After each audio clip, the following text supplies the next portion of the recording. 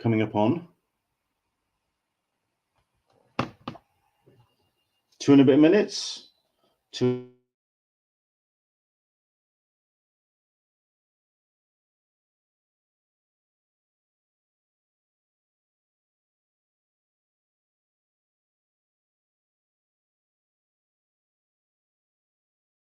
Place for San Diego Comic Con.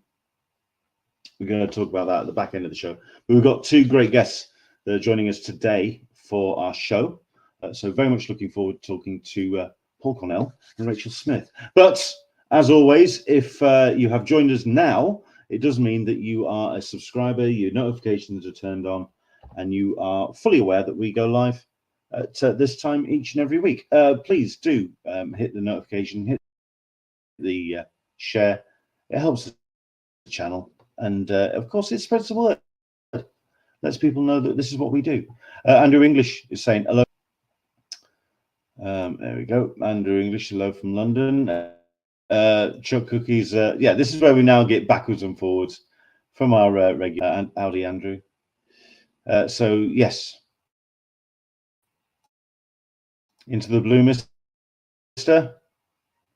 Hello from warm and sunny Wales. So yes, it's a pleasure to have you here. A little bit of technical glitches today, but what else will be new if it wasn't for technical glitches with my show each and every week? We try our best to try and get things sorted, but yes, if there's any issues, blame me. Do not blame Paul. Do not blame Rachael. It's all entirely my fault, as is the show generally. So there. But no, if there's anything that you want to share, especially when it comes to the hotel sale, we'll get into all of that when we start the show proper. But once again, thank you very much indeed for joining us today. Looking forward to this one because, yeah, if you've been following Paul and Rachel's socials, you know that this is a crack on from here.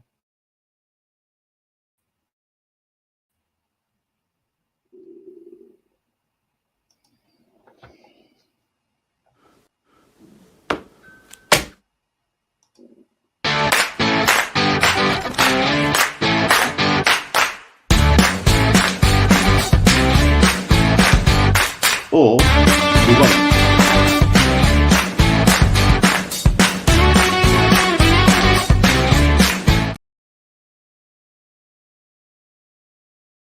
Fun today. It's just going to be one of those days. I think we're just going to have to crack straight on with it. Hello there. Welcome along to Talkin Con, a cup of tea with an Englishman in San Diego. My name is Len Sultana, and each and every week we talk comics, Comic-Cons, and all the stuff and nonsense we get to enjoy at such shows. Thank you very much indeed for joining us. Is our 9th episode of season 11. For whatever reason that may be, we managed to get to season 11 and indeed episode 9. We've got ourselves some great guests lined up in the next couple of weeks as we get closer and closer to San Diego Comic-Con, and a couple of other good shows coming up as well. We've got ourselves a bit of a Lawless Comic-Con special coming up at some point. But as well as that, we've also got ourselves our guest today. If you've been following Paul Cornell and Rachael Smith's social medias, you'll know that they have been involved in a very cool and exciting book, which is currently running into its final days on its Zoop campaign. Who Killed Nessie is looking like a really cool, fun book. And I'm really happy that both Paul and Rachael have been very grateful to take their time out of their Sunday to join us on today's show. Hello there, Paul. Hello, Rachael. How are you? Hello. In Paul's the midst frozen. of a campaign. Oh, I'm frozen. Oh, no. Hello. I thought you were actually... Paul isn't frozen for me. I can see him. I actually thought you were taking the piss out of me. No. And my technical issues. No. Well... Oh, this is going to be a fun one. This is going to be a fun one today. No. Yeah, I mean, I've got strong Wi-Fi. What's going on? Please work. Technology is not my friend. If anyone is watching and if anyone can hear me, please let me know which one is glitching. Is it me? Is it Paul? Is it Ray? I bet Rachel's dead smooth because she is dead Always. smooth. She's just cool as a cucumber. Always. Everyone looks great for me. Okay, look, we'll Leonard, you're choppy, but your guests are not. What else is new? Honest to goodness. Right. I'm going to be solving the problem with a hammer if things don't improve with this laptop and with this router. I'm going to start hitting things. But no, we'll please behave. There you go. Maybe if I've threatened it enough, things will start behaving. Thank you very much indeed for joining us, Paul. Thank you very much indeed for joining us, Rachel. It's a pleasure to have you here. Paul, are there any cryptids that might be causing this? Causing technical Who killed Nessie? And yes, we have. Who killed Nessie? We're in the midst of an immense crowdfunding experience. It's an emotional roller coaster. Am I getting through? Can anybody hear me? Oh, okay. I feel like Captain Oates. Leave me behind. I'm going out for a moment, maybe sometime. We're in the middle of a huge crowdfunding campaign. Who Killed Nessie? It's a comedy whodunit about a convention of cryptids, about those mysterious beasts like the Yeti and the Yowie and the Mongolian deathworm. And the only human at the hotel where the convention takes place is Lindsay Grockall, the intern. And she's left there overnight with this convention. She doesn't know what it is, but she's leaving them to it. Then she's woken in the middle of the night by the Beast of Bodmin Moor, who's a talking cat, who says to her, "The Loch Ness Monster has been murdered. You have to solve the crime. You're the only one we trust to solve the crime." So the line we're using is because she's somebody whose rationality is extreme, who has just broken up with a boyfriend who was all whimsical and poetic and thought she was too hard-headed. And the Beast of Bodmin Moor says to her, "You may not believe in us, but we believe in you." And it's going to be 100 pages of amazing Rachael Smith cartooning. It's cute as anything. It's reasonably all ages in that we block out all the swearing and in Captain Haddock style thingamybobs. And there's no violence except the death of the Loch Ness Monster off stage. And there is no sex because Rachel is the only Rachel. Lindsay. Lindsay is the only human being within, 100 miles. So that's but I'm telling you the plot. Assuming anybody heard any of that. I heard it. It sounded great. Well, I'm wondering if the audience have. Hello, audience. Did you hear? Hearing it. Oh, good. Oh, yes. We can. Everyone can hear you. Everyone can hear you. Everyone can hear Rachel. It's just me that is diving in and out. It sounds really cool. And like you say, all ages, but it wouldn't be a Paul or Rachel kind of creation if you didn't have some real underlying adult themes going on and some real interesting conversations about human dilemmas, human issues. Where did that come from? Because Rachel's work has had that in there for quite some time. Was that something that drew you to Rachael, Paul, to kind of team up to do this story? Well, I'll leave this to Rachel, but I think we both do this thing of having a light, frothy surface and some serious stuff underneath. Rachel, what's your take? Sure. My art, I think, is it's very cartoony and very approachable, but then deals with some quite dark stuff underneath. So I kind of hook people in that way, and then deal with unexpected things, which I guess is a lot what this book is. Certainly, unexpected things happen in it. It's a really lovely team up. I've really enjoyed it so far, and a really lovely juxtaposition of styles and writing and working together and kind of blending the macabre with silliness, and yeah, it's all my favorite stuff basically. It's a very silly book, I have to say. We're quite silly people, I think, Paul. And it's on Zoop, of course. So the things you have to That's what we search like to, for. yeah, are, that's why we enjoy talking to you. yes. So it's on Zoop, of course. So the things you have to search for are Zoop, Z-O-O-P, and Nessie, N-E-S-S-I-E. Now I'll get you where you want to be. Mm-hmm. Well, I mean, I think that's the cool thing as well, that because it's Zoop, which sounds silly in the first place.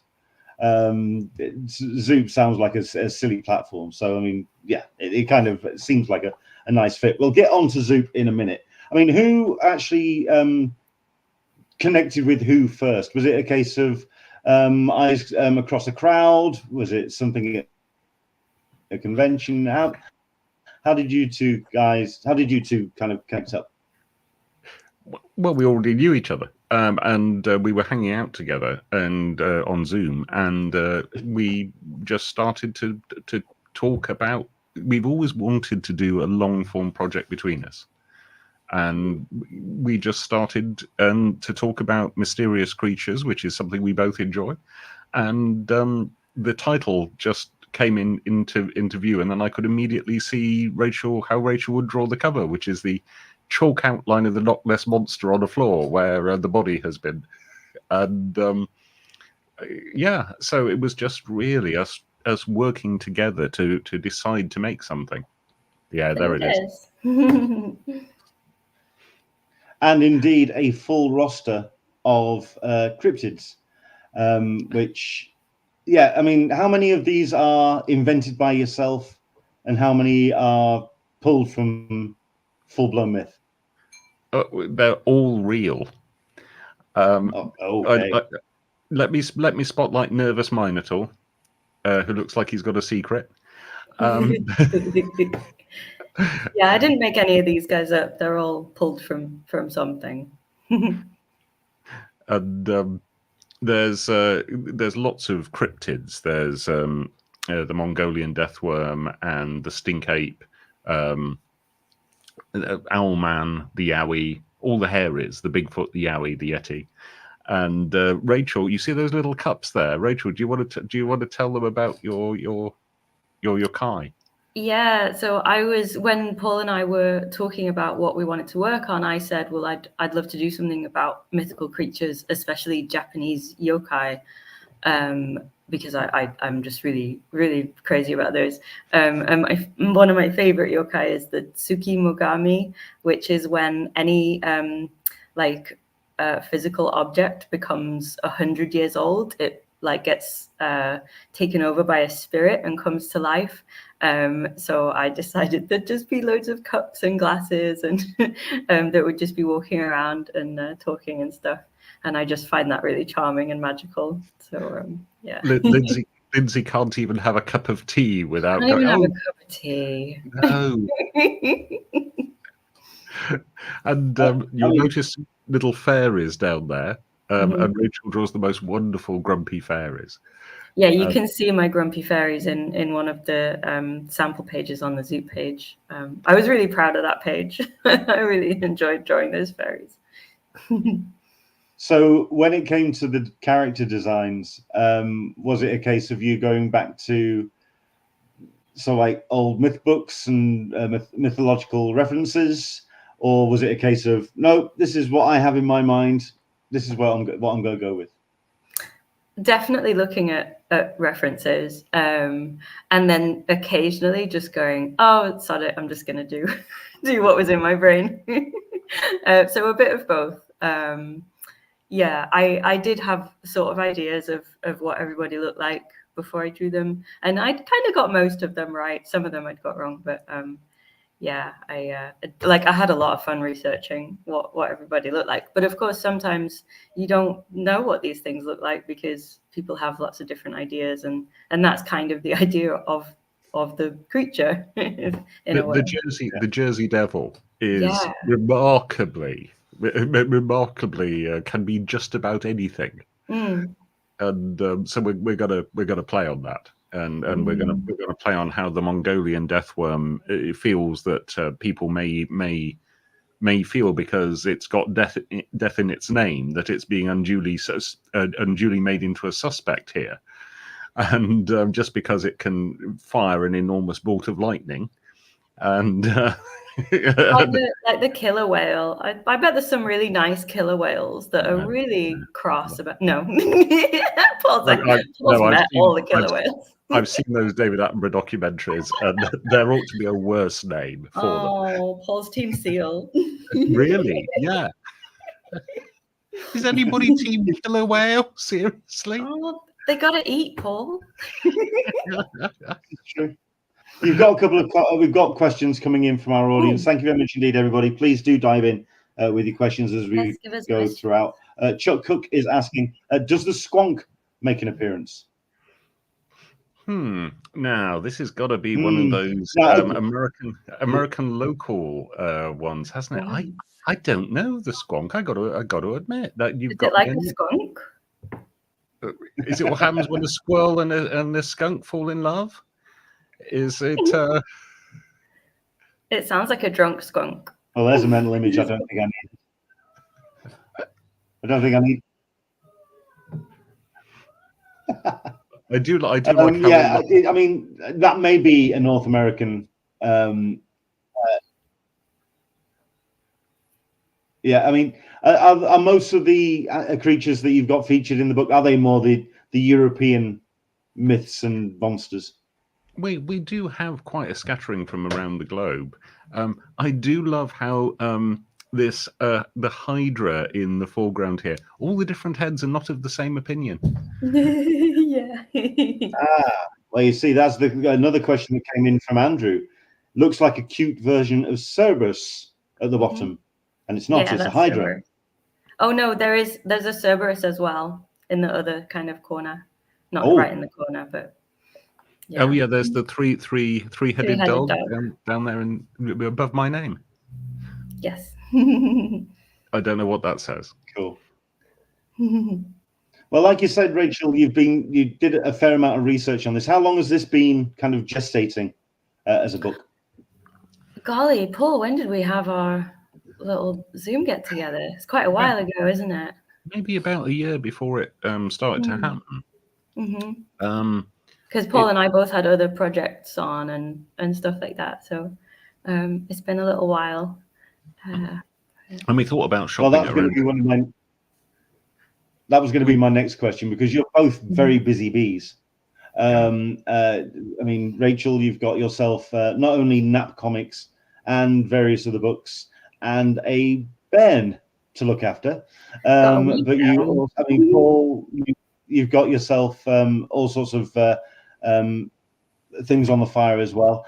What was it like to kind of coordinate and get everything together so you could make Who Killed Nessie? I mean, for me, everything's just chaos in my life right now, so I just do it when I can. But yeah, Henry's my wee bairn. He goes to nursery a little bit now, so I have a little bit of time to concentrate on work, which is nice. So yeah, I divvy up my time in the different projects that I'm doing. My time is divided between work and Lego, which is what my 11-year-old does. So it's important stuff. Don't get me started on Lego. I made the mistake of tearing apart my BB-8 this weekend just to clean the pieces, at which point I've lost about 5. So yeah, I'm having a lot of fun this weekend when it comes to Lego. So yeah, let's leave that well alone. Yes. I think the other question I wanted to ask then is because obviously with Henry, Rachel, you've got a captive audience when it comes to story time. Is this I mean, we've talked kind of briefly about all ages. How all ages is Who Killed Nessie? Because like we say, we've got some nice adult undertones going on. I think it might bore the real teeny tinies, although the cuteness of the artwork, you know, if you're of the sort of person who likes Wallace and Gromit, then this is for you. And yeah, I mean, on that page, you'll note that there's a line about mortal privilege. So that's the beast of Bob Binmore, who Rachel gives a wonderfully supercilious aspect to, as you can see. Yeah, cool. I mean, I think Henry would enjoy this. There's not enough diggers in it for his liking, but he'd enjoy all the monsters. He'd point at them, I think, and probably call them diggers. Yes. So, I mean, the lead character, I mean, as much as the monsters and the myths intrigue me and interest me about the book, it's more the lead character, Lindsay, really fascinates me from what I've been reading, and it sounds like it's someone that's really fascinates you when it came to putting the character to page. Can you give us a bit of background to Lindsay, and also how she comes to the story, because she comes with, you could say, a bit of baggage. Rachel, you talk well about this. Oh, don't say that. Well, Lindsay, I really love Lindsay, and I really relate to Lindsay. I think we've all been where Lindsay is, which, you know, she's just come out of a breakup. She's kind of wondering about where she fits in with life, about what she wants to do. She takes this job in kind of a rundown hotel as kind of just something new to do, kind of wants to start over. Very, very skeptical, very cynical about, you know, life having no magic in it anymore. Then she's faced with actual magic fairies, and she has quite the culture shock. So I love her a lot. She's really funny. I like in this page here, she's always putting her foot in it with all the monsters. She's really trying, though, bless her. I'm really enjoying getting to know her better as I work on more of the pages. I always say, haven't we all metaphorically been asked to solve the murder of the Loch Ness Monster from time to time? Oh, if I had a pound.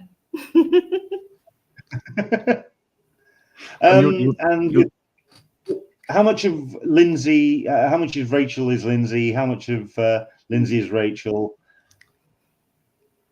Quite a bit. I mean, Paul's obviously the writer, so I don't think he's going to write about my life unless he's like secretly reading my diary. And I mean, when I said like I see a lot of myself in Lindsay, I mean, like, I think everyone is going to see a bit of themselves in Lindsay. She's kind of the everyman, like, you know. She's going to explore this new world with us, and that's going to be a really fun time. That's one of my early pictures of Bob when he still looked a lot more cat-like. He walks on 2 legs now. I guess sometimes he walks on 4 legs. Yeah. And for yourself, Paul, a question I wanted to ask, because this was sheer coincidence on this one, about the timescale of the story, because the whole idea is that this is a convention that's been held at the hotel by the monsters, and the murder happens right at the beginning, and the solving of the mystery takes place over the course of the weekend at the convention. And literally within arm's reach is this, which is The Con Artist, which is a rather fine book by Fred Van Lente, which has a similar conceit, but it's a little bit more crime noir. Are you aware of this? And I think the question really is, was it a case of that?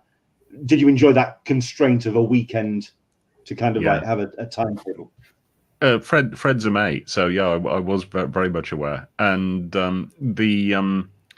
she's got to solve the murder of the Loch Ness Monster before checkout on Monday, and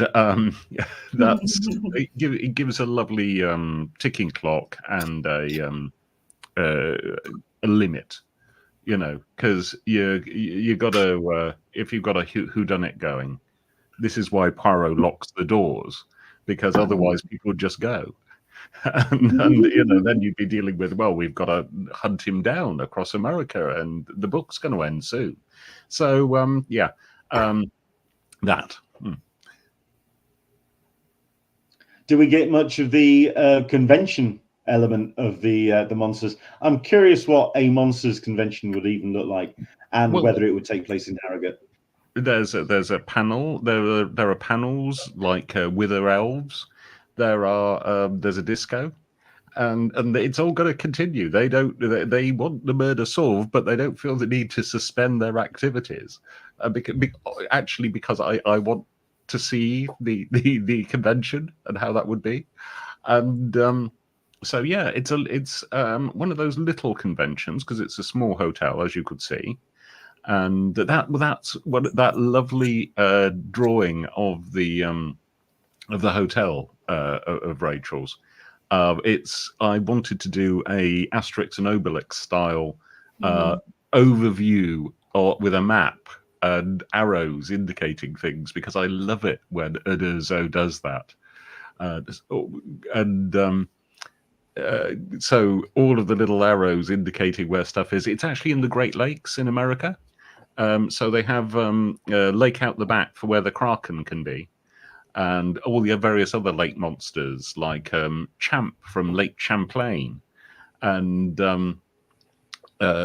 so they might be suspects. Actually, I mean, you know, maybe they've got jealous of Nessie's vast popularity compared to, you know, that she gets more tourists than them. And at some point, somebody's going to have to release the Kraken, I feel. Yeah, and I'm going to have to draw it, which is terrifying. That's more terrifying. All those tentacles. Yeah, so many. Yeah. So why the Loch Ness? Why was the Loch Ness monster targeted? Why did he have why did he have a cross on his back? What have you got against the Loch Ness monster? Because if it was who killed Sasquatch, who killed Bigfoot, that's a tragedy. Who killed Nessie? It's kind of funny because Nessie's so enormous. That chalk outline is hilarious. If it was the Yeti, it would just be like a big man. Yeah, and that would be awful.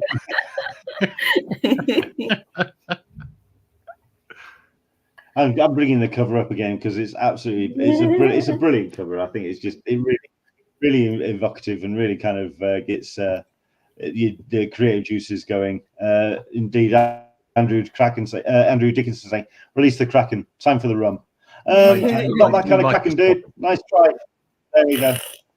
I do like a spot of Kraken. Also, I mean, I'm curious about the Loch Ness monster, if anything, because we're at a time in history where kind of history has forgotten the Loch Ness monster. I mean, I remember growing up, there was that kind of almost every month you had a new blurry picture appearing in the Telegraph or whatever it was, and everyone was talking about the Loch Ness monster. You don't hear about Loch Ness monster and Nessie in 2024.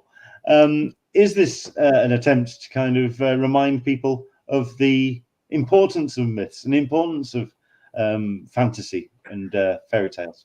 Well, clearly Nessie's PR is not doing their job, because there was a big Nessie story a couple of weeks back. Really? Yeah, but it's that these things don't make it to the news at 10 anymore. Really, I remember Tim Dinsdale and Sir Peter Scott back in the 70s. Nessie was on the verge of being recognised as an actual animal at one point there, and but yeah, I mean, a lot of what we now know as cryptid lore comes from the 70s. Because of the vast interest in all things inexplicable back then, and but no, Nessie lives. Nessie's still out there, ish, and ish. Also just the way that the book's being put together, and like you say, it's been released on via Zoop, sorry. Zoop. Which is the platform. Now, why Zoop? Why did you decide to go in that with that direction? Well, I'd just done the completed Saucer Country with them, so I knew that they delivered. And, you know, it was, we thought about traditional publishing, but then we thought, let's go for this. Let's see if we can do it. Yeah, that. You like that they do fulfillment as well? Yeah, I like fulfillment. I love the fact that there are companies you can ask for fulfillment. I mean, not only that, but it's, I'm liking the lots of rewards and the way that you can add to your experience as somebody who wants to support and buy. What is the difference for yourself when it comes to Zoop as a crowdfunding platform? Because I mean, you've obviously got platforms where it is a case of you invest in a project or you develop a relationship with a project. Zoop seems to be not so much in the way of its social elements. You seem to be very much dealing with your own social media campaign, as it were, to kind of get the word out. How's that been to kind of have that as a platform, that support system in place? Well, a lot of it is invisible. They have their own email newsletter, and they do have their own socials. So we do get support in that regard. Rachel, do you want to run them through the still available levels? Because we've sold one out there. We've sold out of the remarked book plate. Yeah. Sure. I mean, the one that most people will probably want is the book, the softcover book, which is $26. But yeah, you can just get the digital version if you don't have any shelf space. The signed book plate, I designed the book plate. You can't see it anyway here, which is annoying, but yeah, I designed a really cute book plate which you can get for a little bit extra. Remarked means that I draw on it and Paul and I sign it. Paul and I had never heard that word before. Fun fact. You can also do something silly like get a page of my artwork. Only two left. Only two left. That's amazing. You can have a Zoom call with me and Paul, which would be a very fun time. Where Rachel will be drawing the pages? I'll be drawing. You can watch me draw, and Paul will be chatting away, and I'll be chatting away, and you can ask us questions about our process or, I don't know, anything else. Our favorite dinosaur. Talk to us about anything. And you can, if you own a shop, you can get the retailer bundle, which is, I think you get quite a fair whack off if you don't wait. So do it now if you have a shop. Or if there are 5 of you. Or if there are 5 of you. Well, yeah. You've got you and 4 very close family members that you want to get them for. How completed is the book? Because, like I say, I'm not too sure about how Zoop is working. Is it a completed book at this point? Is it ready to go? No, it's not a completed book. We will be working on it across the next few months. But the thing about Zoop is you will get regular updates, and they hold us responsible, basically. So our plan is that every month we'll send you an update on how it's going. And, we intend to treat this as a job. So sure. Rachel will be moving at her usual rate for art, and I'll be moving at my usual rate for scripting. So we estimate that what's our estimate of delivery, Rachel? Oh, have we talked about that? We have. It's like fall. Yeah, I just remember fall. It'll be autumn end of the year. So yeah. That's not too bad. Cool. And obviously, if you go to zoop.gg/c/Who Killed Nessie, or just search for Zoop Nessie. Zoop Nessie, yes, indeed. If you just search Google for that. I mean, we're looking at an American platform and American prices. What's that been like to kind of work with an American company as to Brits, especially with a large UK fan base? Well, I mean, you know, there's a certain amount of cultural confusion, as always. You know, I try and explain cricket to them. It doesn't seem to be sticking. But I don't believe this is a necessary adjunct to us working together, although it would be nice. But... So, I mean, is it because I mean, from myself as a Brit, it's I've been looking at this, and I have supported the campaign, but it's proven to be it's not going to lie, it's been a little bit of an expensive proposition, because obviously having it shipped over from the US, having international shipping at the moment, I mean, I'm certain that must have crossed your mind as well when it came to reaching an international audience. Well, yeah, I mean, it's just one of those unfortunate sides of life right now, the cost of international shipping. You know, there is a digital option there, and it's also the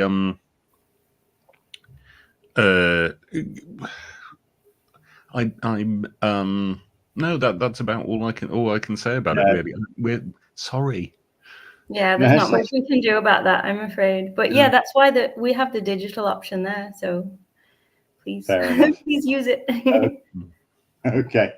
I think also the question about where you are with the production of the book also lends to the question about it's how self-contained you're feeling it is at the moment, where you could see Lindsay spinning off to other stories.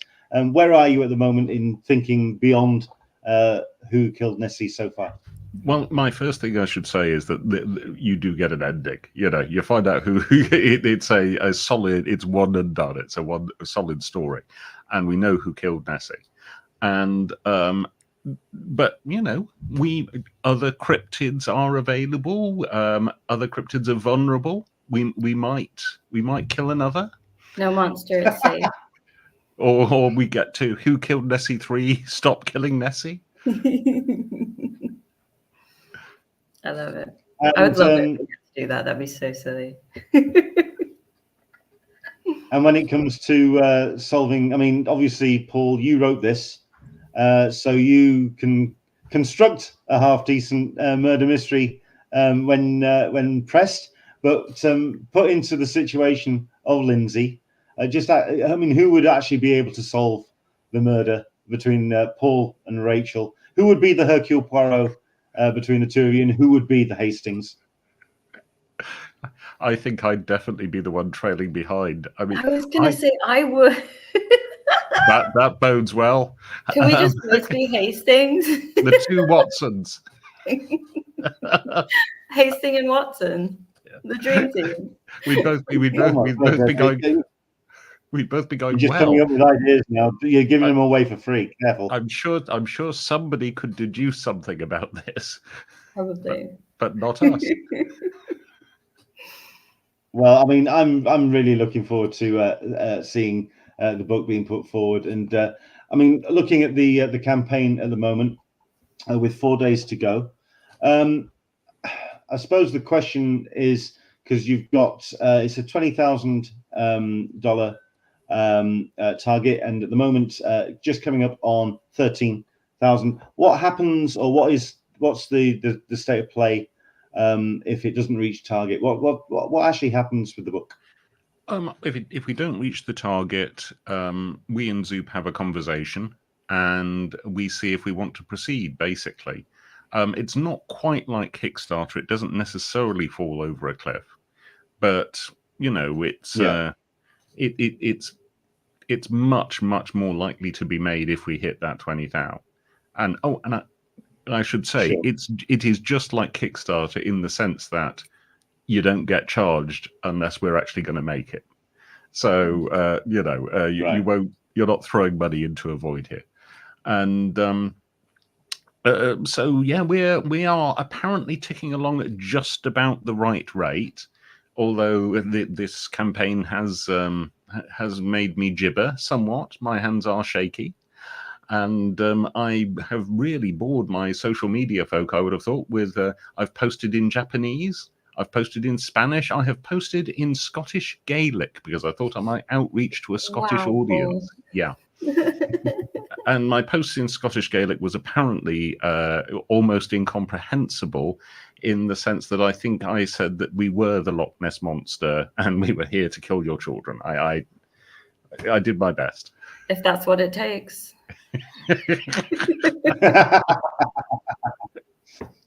Well, I mean, I'm looking forward to that murder mystery when you finally get round to writing that one.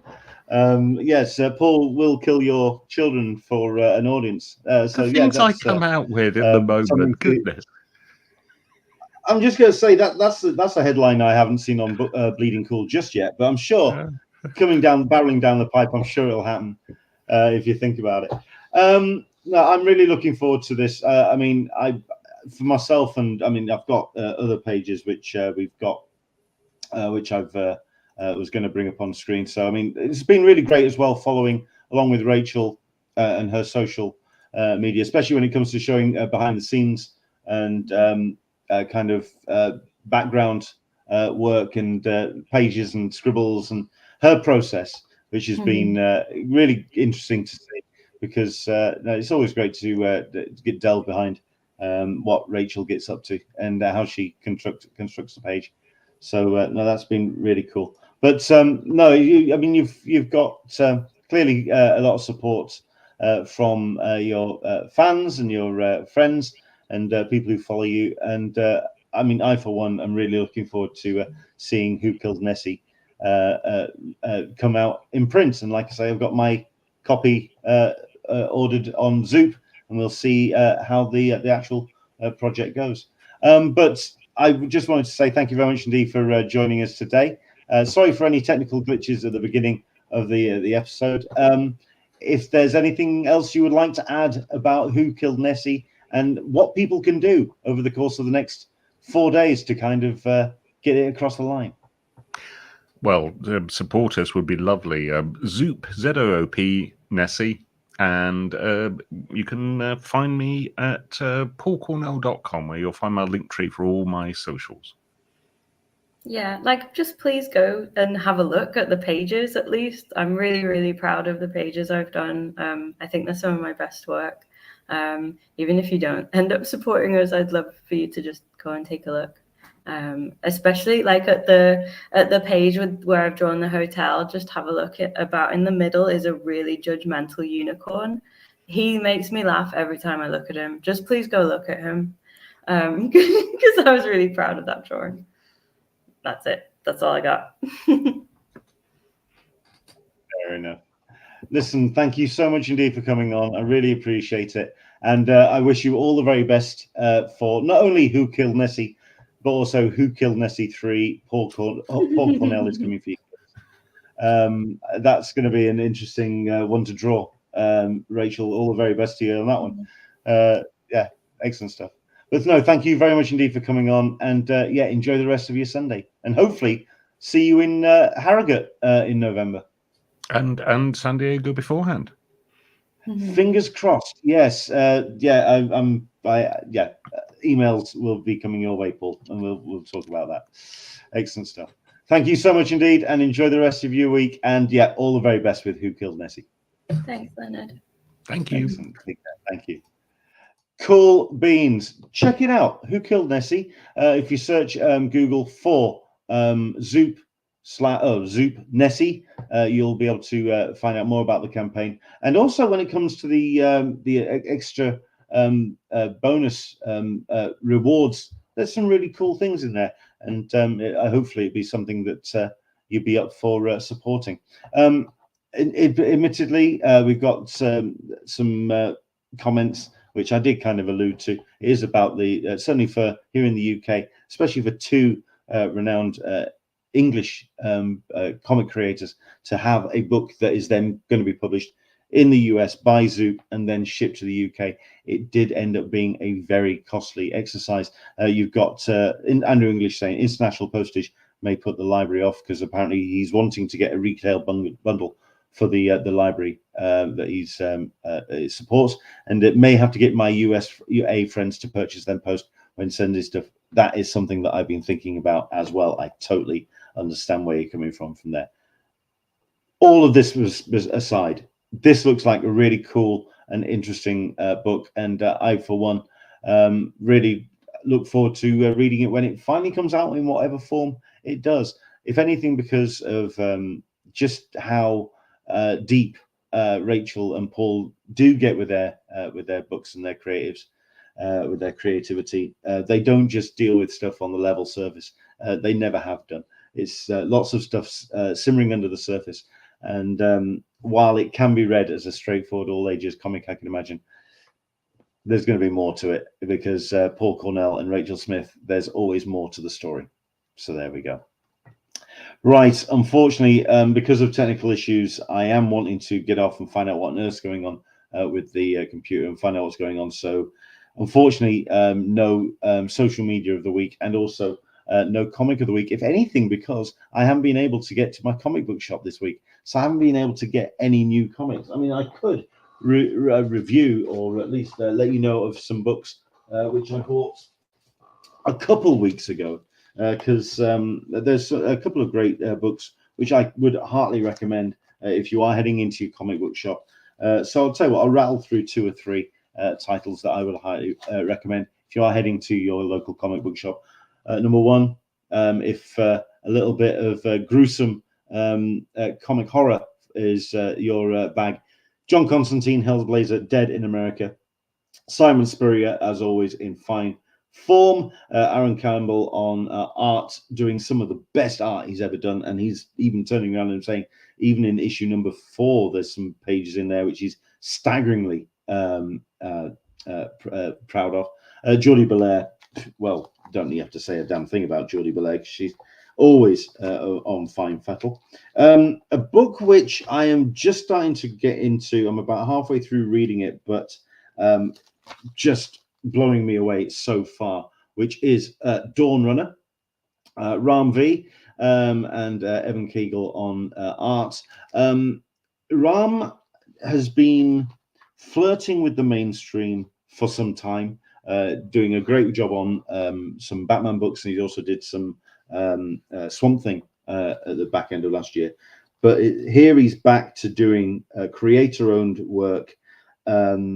Dave Stewart on colors, Aditya Bidikar on letters, and it's done for Dark Horse. They have supported him in producing something very impressive indeed.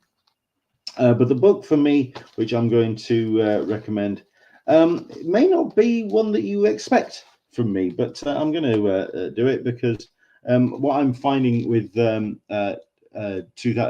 Marvel 20th Century Fox combo for Alien, they're doing great work. The Alien What If, I got the first issue of that where it's where Carter Burke survives, and it's the ongoing story of that particular character, which we didn't want to survive, but in What If it works. And it's written by the actor who's played Carter Burke in the film.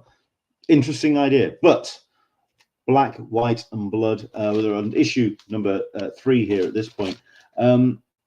It's a anthology series, so there's a number of stories in there, all kind of like interwoven, and just some astonishing work being put together by the likes of Colin Kelly, Jackson Lansing, Paul Jenkins doing work on issue number 2, Matteo Iacono as well.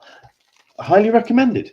It's not something that I thought I would get into. I'm not a big tie-ins fan. I think the only book that has really, I think the thing that's kind of broken that particular seal is Transformers, because that is one of the best comics I've read in a very long time of any genre. If you just forgot that it was based around the Transformers franchise, that Transformers book is just phenomenal, and it is just a highly recommended read.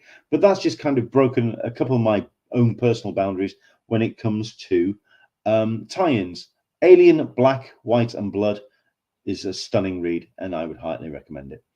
Michael P is asking, am I doing a post-hotel apocalypse report later this week? I did want to do it at the back end of this episode, as you can tell, technical issues have really kind of hit me.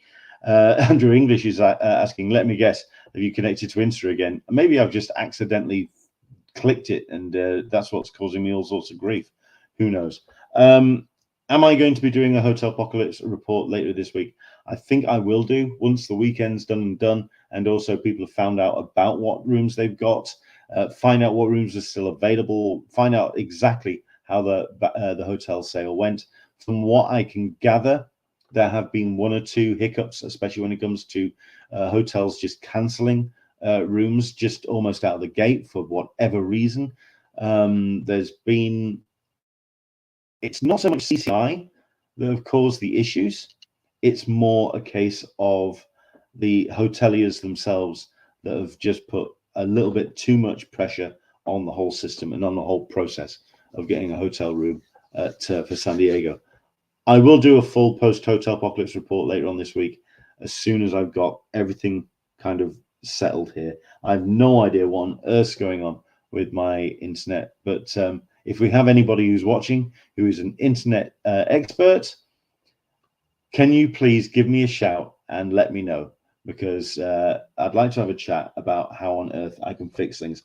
I have spent hundreds of pounds trying to fix my internet in this building, which is supposed to be top notch, and I am seeing right now a low internet signal going on in my top corner. So give us a shout if you can help us. Of course, contact me, Englishman STCC, on all the socials. You can give me a Facebook Messenger on Englishman in San Diego. Give me a shout there. I'm going to go off and try and fix some kind of problems with my life, of which there are numerous. Thanks for watching. I've got a bunch of people who are watching at the moment up in the top corner. Thank you so much indeed for joining us right now. But of course, if you want to support us, like, subscribe, and turn on the notifications, because it will, of course, spread the word and let more people know about the show in whatever state or form it may come in. Okay. Thanks for your company. Do take care. Enjoy the rest of your week. Pay attention to your socials, because, like I say, I'll try and get a Hotel Apocalypse post-mortem show happening at some point this week. I'll see you soon. Bye-bye.